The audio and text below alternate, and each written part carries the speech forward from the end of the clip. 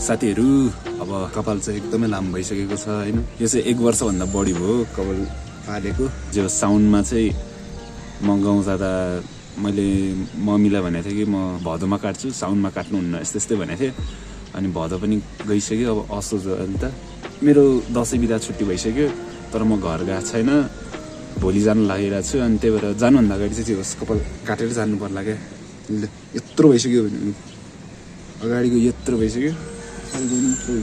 Fun fact, मैले barber सपमा गएर कपाल नकाटेको 3-4 वर्ष भइसक्यो। किनकि म रुममै काट्थेँ, एकजना दाइले काटिदिनुहुन्थ्यो, माथि बस्ने दाइले। अनि उहाँ चाहिँ अब बाहिर जानु भइसक्यो। त्यही भएर कपाल नकाट्नुको रिजन भनेको चाहिँ खास के थियो भन्दा, म चाहिँ म्युजिक गरिरहेको थिएँ नि त नि। अनि म्युजिकमा चाहिँ मलाई के चाहिरहेको थियो भने, जे होस् हरेक म्युजिकमा छुट्टै छुट्टै हेयरस्टाइल चाहिएको थियो नि त नि। त्यस्तो गर्छु भन्ने सोचेको थिएँ क्या। त्यही भएर त्यो चाहिँ एल्बममा सोचेको थिएँ। तर एल्बम चाहिँ अब दसैँ तिहार पछि हुने भयो। त्यही भएर त्योभन्दा अगाडि बरु एउटा मिक्स टेप गरौँ न भनेर मिक्स टेप बनाएँ, जुन चाहिँ सक्यो। अब बिस्तारै रिलिज हुन्छ। त्यसमा मैले भिडियो बनाइहालेँ 2-3टा। अलि मात्रै अहिले अकवर्ड फिल भइरहेको, किनकि ब्याक टु माई प्राइम भनौँ न। मैले पुरानो भिडियोहरू हेर्दा त मेरो, अनि त्यति बेला मैले के देखेँ भन्दा यस्तो कन्फिडेन्ट थियो रहेछ म त्यति बेला। अहिले त्यो कन्फिडेन्स हटिसकेको रहेछ। त्यही भएर ब्याक लिएर आउनु पऱ्यो नि त नि त्यसलाई।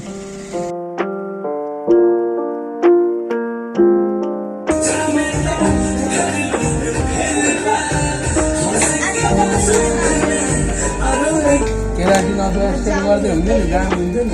कहाँ स्टार्ट गर्छ यतिकै स्पिड सक्यो।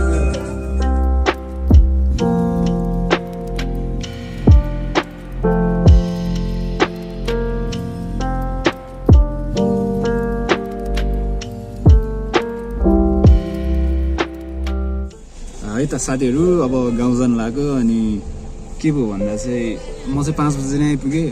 मेरो टिकटमा चाहिँ 6 बजी लेखेको थियो है छुट्ने समय। अनि अरूको टिकटको फोटो हेरेको होइन, उनीहरूको चाहिँ के रहेछ भन्दा 7 बजे रहेछ भने ल। अनि त्यही भएर म छिटो आइपुगेँ। सो कोही पनि छैन, म गाउँ आइपुगिसकेँ। अनि त्यसपछि गाउँमा काम गर्दा गर्दा यहाँ मेरो हातमा 1 2 3 4वटा घाउ भइसक्यो हातमा। हिजो चाहिँ के भएको थियो भन्दा, अब दसैँको बेला चाहिँ हाम्रो गाउँतिर चाहिँ एउटा राङ भन्ने हुन्छ।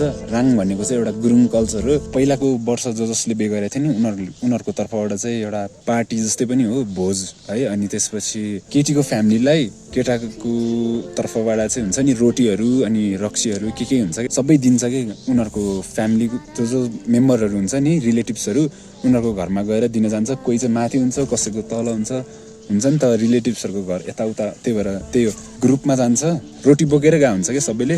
अनि त्यही रोटी चाहिँ पुर्याउन जान्छौँ हामी चाहिँ।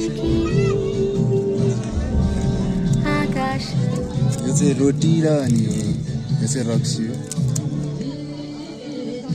मलाई चाहिँ अति निन्दा लागिसक्यो। अब भर्खर खाजा खाने बेला हुनु लाग्यो। अहिले 12:30 भयो।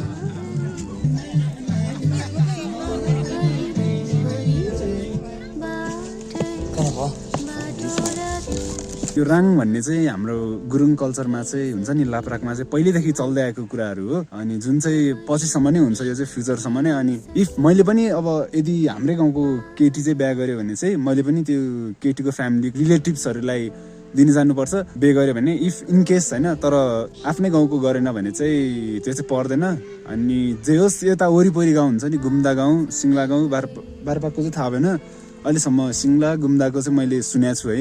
राङ भएको क्या यहाँबाट हुन्छ नि, उतैसम्म जान्छ क्या पुऱ्याउन रोटी। अनि राङमा चाहिँ म किन रोटी बोक्न गएको भन्दा चाहिँ मेरो चाहिँ जे होस् रिलेटिभ्स नै पर्दो रहेछ क्या। अनि केटाको साइडबाट गएको हामी चाहिँ। अनि त्यही भएर हामीले चाहिँ रोटी बोक्नु पर्यो। मेन रिजन भनेको, यदि हामी गएन भने उनीहरू पनि हाम्रोमा आउँदैन भन्ने एउटा चलन रहेछ क्या यतातिर गाउँतिर चाहिँ। अनि त्यही भएर जानै पर्छ भन्ने एउटा धारणा जस्तै रहेछ। त्यही भएर मम्मी हजुरआमाहरूले चाहिँ मलाई जानै पर्छ भन्यो। त्यही भएर गएको म।